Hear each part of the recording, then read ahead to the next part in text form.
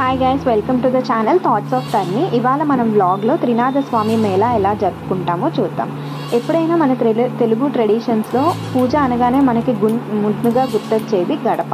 So గడపకి మనం ముందుగా పూజ చేస్తాం. అంటే ఏంటంటే ఫుల్గా పసుపు రాసి దాన్ని అలంకరిస్తాము. ఎందుకంటే గడపని మనం లక్ష్మీ స్వరూపంగా భావిస్తాం కాబట్టి గడపకి ముందుగా అలంకరించుకొని, అలాగే మన ద్వారం ఏదైతే ఉంటుందో ప్రధాన ద్వారం దాని దగ్గర కూడా మనం ముగ్గు వేసుకొని అలంకరిస్తాం.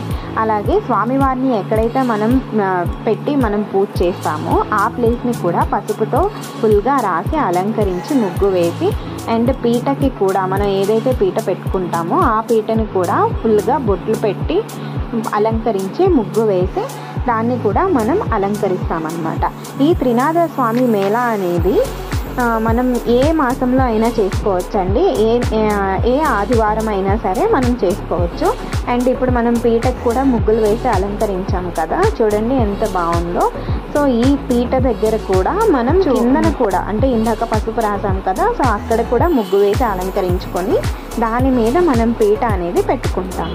ఈ పీట పెట్టుకున్న తర్వాత మనం ఏదైతే మనం ఫోటో వాడతామో స్వామివారి ఫోటో కూడా మంచిగా క్లీన్ చేసి బొట్లు పెట్టుకొని అలంకరించుకొని ఆ పీట మీద ఒక క్లాత్ వేసి దాని మీద మనం ఆ స్వామివారిని ఉంచుతాం.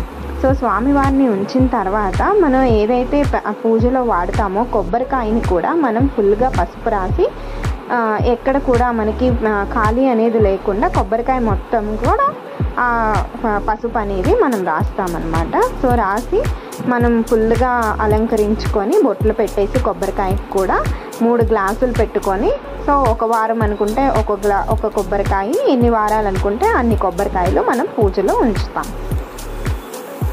సో ఇలా మనం మారేడు ఆకులతోని మనం అటుకులు, చెక్కలు, గంజాయితో సో ప్రసాదం పెట్టి దేవుడికి నైవేద్యం అనేది పెడతామండి.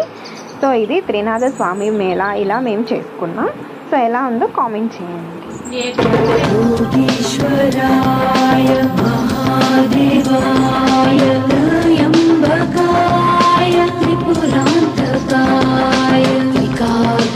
కాలాయ కాలాగ్ని రుద్రాయ